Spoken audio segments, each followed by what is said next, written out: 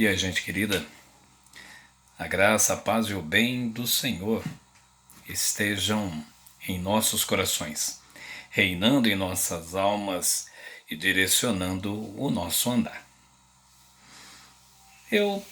Permitam-me dizer a vocês nesta noite que sou um homem muito feliz e realizado, principalmente porque tive a grata felicidade de, nessa existência, encontrar a minha vocação existencial. Creio e não tenho dúvida, e falo isso para a glória do Senhor, porque Ele dá dons aos homens, que Deus deu a mim uma vocação existencial que é de falar, de ensinar, de ser ouvido. E eu falo a centenas e centenas de pessoas, sempre, toda semana, enfim. Agora, como um profissional, como um professor de língua portuguesa em especial, há afirmações, sentenças que eu professo, que eu falo, que eu declaro aos meus alunos com muita insistência. Com muita insistência. E aqueles que me ouvem também. Uma delas diz respeito a você saber os porquês das coisas. Outra delas seria você conseguir ler as coisas além da letra, além da imagem. Outra delas, que também falo, é a possibilidade de sermos um poliglota dentro do nosso próprio idioma. O que vem a ser isso? É a capacidade, a oportunidade, a sensibilidade e a educação de falar com qualquer pessoa e ser entendido. Triste coisa é encontrar um profissional, mestre ou doutor ou alguma coisa em algum campo, científico, cultural, e cuja má educação é tão grande que ele não se faz ser entendido. Ele imagina, cogita, que todos devam compreender o mesmo nível de conhecimento técnico que ele adquiriu. Não, não é assim. Você pode estar me perguntando, o que isso tem a ver com o Evangelho? Isso tem a ver com o fato de que, pelo mundo afora, há muitos profetas e falsos mestres, falsos profetas, enfim, e há muitos pastores e falsos pastores, e há muitos que professam ser conhecedores dos segredos e desígnios de Deus. E caminham sobre a terra enganando a outros. Eu digo a vocês, falo para os meus alunos também, você só sabe uma coisa quando puder perguntar os porquês, ou quando puder responder os porquês dessas coisas. Não basta dizer é assim. Por que é assim? O grande problema da maior parte da cristandade é, talvez, a ignorância acerca, por exemplo, das Escrituras. A ignorância acerca da cultura que cercou a vida de Jesus, os seus discípulos da nação de Israel, é a ignorância de não saber identificar os contextos de onde certas palavras foram retiradas. Falo a vocês isso porque há um número sem fim de pessoas por aí, talvez você já tenha sido vitimado por isso, que carregando consigo o nome de Deus declaram: Deus manda dizer isso, Deus me revelou aquilo, Deus me falou aquilo outro para você. E sabe por que você tem acreditado nessa gente? Porque você não tem examinado a Escritura. E para examinar a Escritura, embora eu tenha começado esse vídeo falando de conhecimento e de cultura, você não precisa ser culto.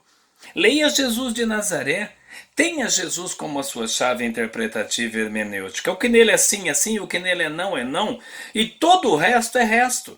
E você estará apto a ler o Velho Testamento, o Novo Testamento, que vem antes dele, depois dele, ler a si mesmo, ler a vida, ler tudo, entender o futuro pretérito da humanidade ao passado e não será confundido.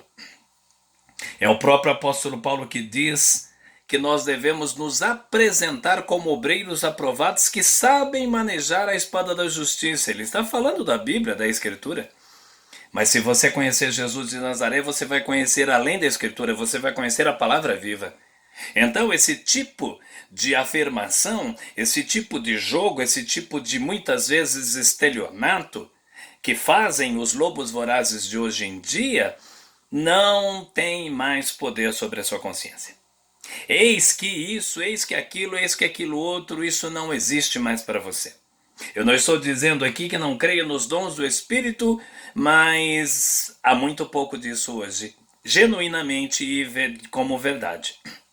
Para você ter uma ideia, no potencial de você conhecer contextos, circunstâncias e saber analisar os textos adequadamente, há um texto, eu vou dar um exemplo para vocês, de um texto extremamente mal aplicado nas comunidades cristãs.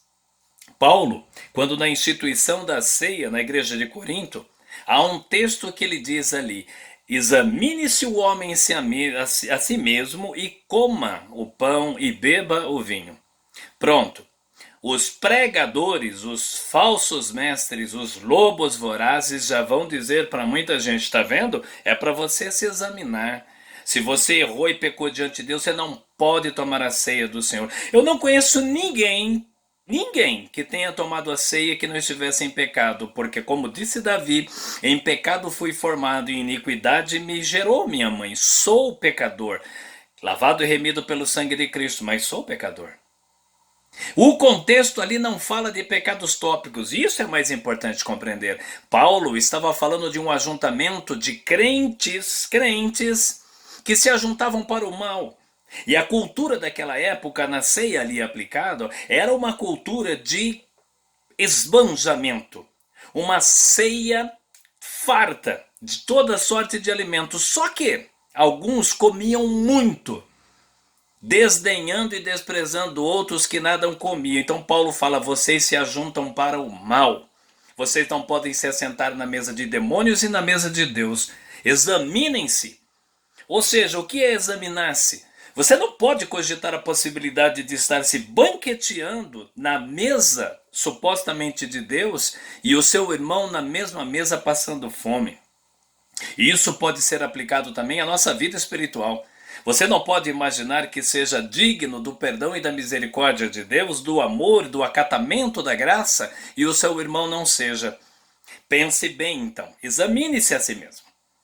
Nunca se esqueça que o Senhor preferiu ser amado no outro. A nossa relação de amor entre nós e nós, isso não está resolvido, isso vai sendo construído a todo dia. Então, queridos, busquem conhecimento. Não sejam aqueles levados e conduzidos como cegos para buracos, para abismos. Não comam só na mão alheia. Você tem o total direito de examinar por si mesmo e você tem um Pai no céu que há de esclarecer para você muitas das coisas. E se aquilo que você não entender ou não compreender, se houver ainda, pergunte a gente boa de Deus que vai ajudar você na sua caminhada. Mas pare de correr atrás de coisas que não correspondem a Jesus Cristo, que não correspondem à verdade do Evangelho, que não correspondem à graça de Deus. Como disse o Senhor através da boca do profeta Oséias, o meu povo perece, porque lhe falta entendimento. Vire esse jogo, mude essa história, passe a ler o Evangelho, e você será iluminado sim pelo Senhor. A paz de Deus.